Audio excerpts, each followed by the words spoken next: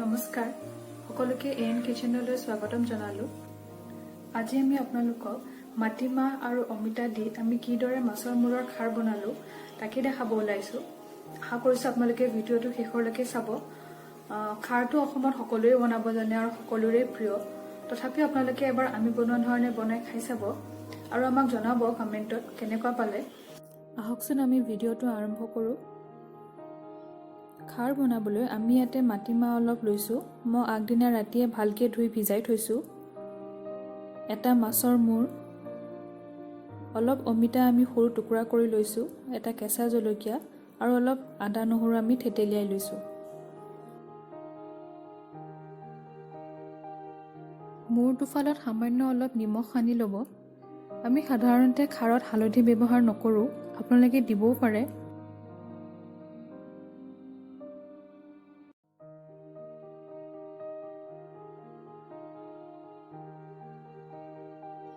কেৰাহীত অলপ তেল দি আমি 5 মিনিটমান মূৰ দুফাল ভাজি ল'ম।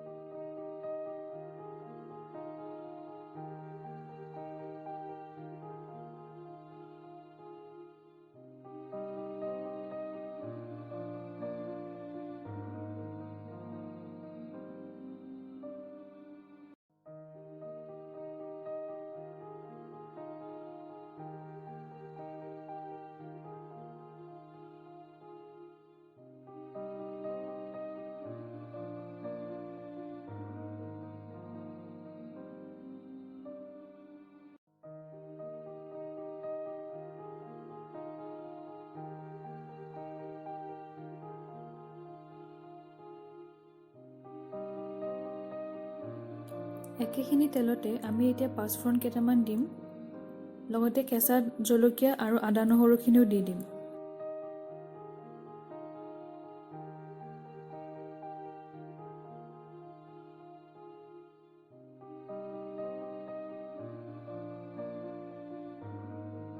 নহৰুখিনি সামান্য অলপ ভাজি আমি ইয়াতে অমিতা আৰু মাটিমাহখিনি দি দিম।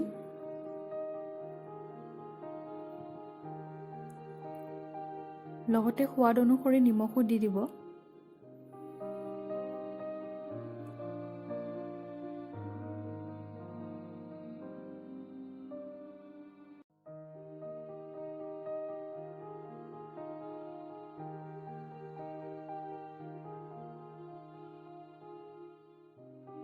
গোটেইখিনি ভালদৰে মিক্স কৰি আমি ইয়াতে ভাজি থোৱা মূৰ দুফাল দি দিম। মই ইয়াতে আধা চামুচ বেকিং সোডা ইউজ কৰিছোঁ। আপোনালোকে কলখাৰ থাকিলে কলখাৰ দিব।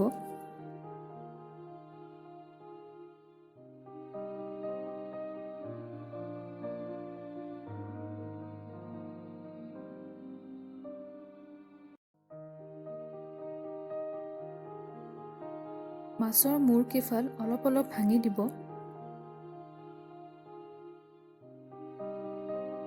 আমি ইয়াত এতিয়া 1.5 কাপ পানী দি গোটেইখিনি ভালদৰে মিক্স কৰি ল' ফ্লেমত 15 মিনিট ঢাকোন লগাই সিজিবলৈ দিম।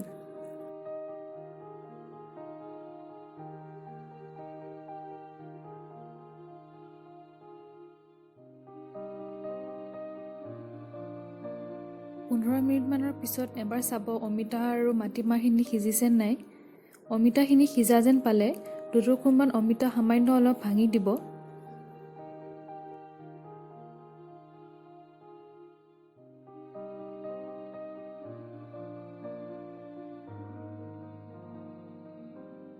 অমিতাখিনি সিজা যেন পালে আমি এতিয়া ঢাকোনখন উদঙাই পানীখিনি শুহিবলৈ দিম।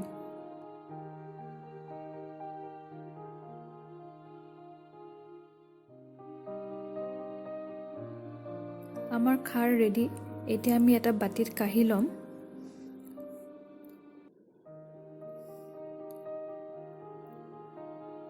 খাৰখিনি খোৱাৰ আগত সামান্য অলপ ঠাণ্ডা হ'লে আমি ওপৰৰ পৰা 1 চামুচ কেঁচা মিঠাতেল দি দিম। কেঁচা মিঠাতেল দিলে খাৰৰ সোৱাদটো বেছি ভাল লাগে। আশা কৰোঁ আপোনালোকে আমাৰ ৰেচিপিটো চাই ভাল পালে। যদি ভাল পালে এটা লাইক কৰি দিব আৰু কমেণ্টো কৰিব আৰু আমাৰ চেনেলটো ছাবস্ক্ৰাইব কৰিব নাপাহৰিব। আৰু কাষৰ বেল আইকনটো প্ৰেছ কৰি দিব যাতে আমি কিবা নতুন ভিডিঅ' আপলোড কৰিলে আপোনালোকে নটিফিকেশ্যন পাই থাকে।